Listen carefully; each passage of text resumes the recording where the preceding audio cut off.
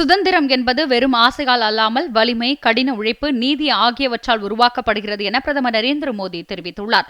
சமூக ஊடக பதிவு ஒன்றில் சுதந்திர போராட்டத்தின் போது நேதாஜி சுபாஷ் சந்திரபோஸின் பங்களிப்புகளை பிரதமர் நினைவு கூர்ந்துள்ளார். 1943 ஆண்டு டிசம்பர் 30 நேதாஜி ஈடு இணையற்ற துணிச்சலுடனும் வீரத்துடனும் போர்ட் பிளேயரில் மூவர்ண கொடியை ஏற்றினார் என்று குறிப்பிட்டார். வரலாற்றில் இந்த தருணம் சுதந்திரம் என்பது வெறும் ஆசையால் மட்டும் அடையப்படுவதல்ல, மாறாக வலிமை, கடின உழைப்பு, நீதி மற்றும் கூட்டு தீர்மானம் ஆகியவற்றால் உருவாக்கப்படுகிறது என்பதை தேசத்திற்கு நினைவூட்டுகிறது என்றும் பிரதமர் தனது பதிவில் கூறியுள்ளார். ராமேஸ்வரத்தில் இன்று மாலை நடைபெறவுள்ள காசி தமிழ்ச் சங்கம் 4.0 நிறைவு விழாவில் குடியரசு துணைத் தலைவர் CP ராதாகிருஷ்ணன் பங்கேற்கிறார். ராமேஸ்வரம் பேருந்து நிலையம் அருகே உள்ள ஆலயம் விடுதி வளாகத்தில் இந்த நிகழ்வு நடைபெறவுள்ளது. இதில் தமிழக ஆளுநர் RN ரவி, மத்திய கல்வித்துறை அமைச்சர் தர்மேந்திர பிரதான், மத்திய இணையமைச்சர் முருகன் உள்ளிட்ட முக்கிய தலைவர்கள் கலந்து கொள்ள உள்ளனர். இதையடுத்து நிகழ்ச்சி நடைபெறும் இடத்தில் பாதுகாப்பு ஏற்பாடுகள் தீவிரப்படுத்தப்பட்டுள்ளன. தமிழ்நாட்டில் சட்டம் ஒழுங்கு இருக்கிறதா என்பது கேள்விக்குறியாகி உள்ளதாக மத்திய அமைச்சர் முருகன் விமர்சித்துள்ளார். திருப்பரங்குன்றம் சுப்பிரமணிய சுவாமி திருக்கோவிலில் அமைச்சர் முருகன் இன்று சுவாமி தரிசனம் செய்தார். பின்னர் செய்தியாளர்களை சந்தித்த அவர், அரசியல் அமைப்பு சட்டத்தில் அனைவருக்கும் தங்கள் தெய்வத்தை வணங்க உரிமை வழங்கப்பட்டுள்ளதாகவும், அந்த உரிமையை பறிக்க திமுக அரசு அரசியல் அமைப்பு சட்டத்தை காலில் போட்டு மிதித்துள்ளதாகவும் கூறினார். முன்னதாக கோவிலுக்கு வருகை புரிந்த மத்திய இணையமைச்சர் முருகனுக்கு கோவில் நிர்வாகம் சார்பில் பூரண கும்ப மரியாதை வழங்கப்பட்டது.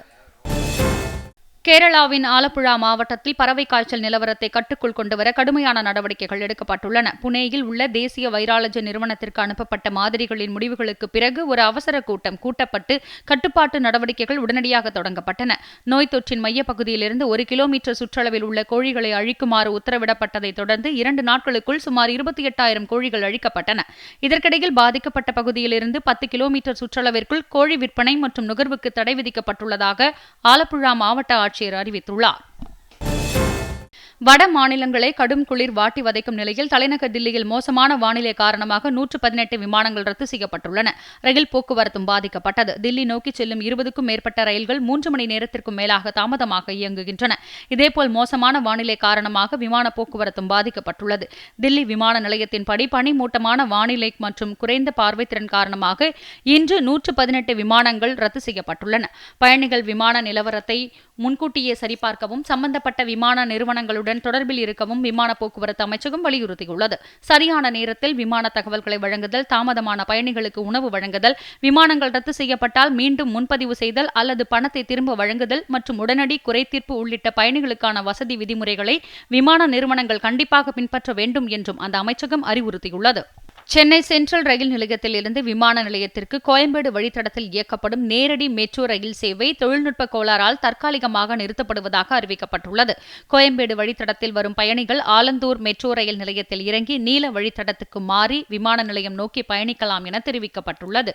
மறு அறிவிப்பு வரும் வரை கோயம்பேடு வழியாக சென்ட்ரல் விமான நிலைய மெட்ரோ ரயில்கள் நிறுத்தப்படுவதாக தெரிவிக்கப்பட்டுள்ளது. மேலும் மெட்ரோ ரயில் நிறுவனத்தின் தொழில்நுட்ப குழுவினர் கோளாறை சரி செய்யும் பணிகளில் தீவிரமாக ஈடுபட்டு வருவதாகவும் பயணிகளின் சிரமத்துக்கு வருந்துவதாகவும் தெரிவிக்கப்பட்டுள்ளது. கரூரில் 41 பேர் உயிரிழந்த விவகாரம் தொடர்பான வழக்கில் தில்லி CBI அலுவலகத்தில் தாவேகா நிர்வாகிகள் ஆனந்த், ஆதவ் அர்ஜுனாவிடம் 2வது நாளாக விசாரணை நடைபெற்று வருகிறது.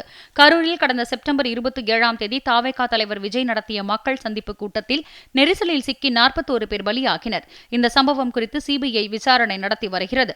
இந்த நிலையில் கரூர் கூட்ட நெரிசல் வழக்கின் விசாரணைக்காக CBI அலுவலகத்தில் 2வது நாளாக இன்றும் தாவேகா நிர்வாகிகள் ஆனந்த், ஆதவ் அர்ஜுனா ஆஜராகியுள்ளனர். அவர்களிடம் CBI அதிகாரி சுனில்குமார் தலைமையிலான குழுவினர் விசாரணை நடத்தி வருகின்றனர். இந்திய கிரிக்கெட் அணியின் தலைமை பயிற்சியாளர் பொறுப்பிலிருந்து கௌதம் கம்பீரை நீக்கும் எண்ணம் இல்லை என்று BCCI துணைத் தலைவர் ராஜீவ் சுக்லா தெரிவித்துள்ளார். டெஸ்ட் அணியின் பயிற்சியாளர் பொறுப்பிலிருந்து கம்பீரை நீக்க BCCI திட்டமிட்டுள்ளதாக தகவல் வெளியானது. இந்நிலையில் இது தொடர்பாக BCCI துணைத் தலைவர் ராஜீவ் சுக்லா கூறுகையில், தலைமை பயிற்சியாளர் கௌதம் கம்பீர் குறித்து தவறான செய்திகள் தொடர்ந்து பரவி வருவதாக தெரிவித்தார்.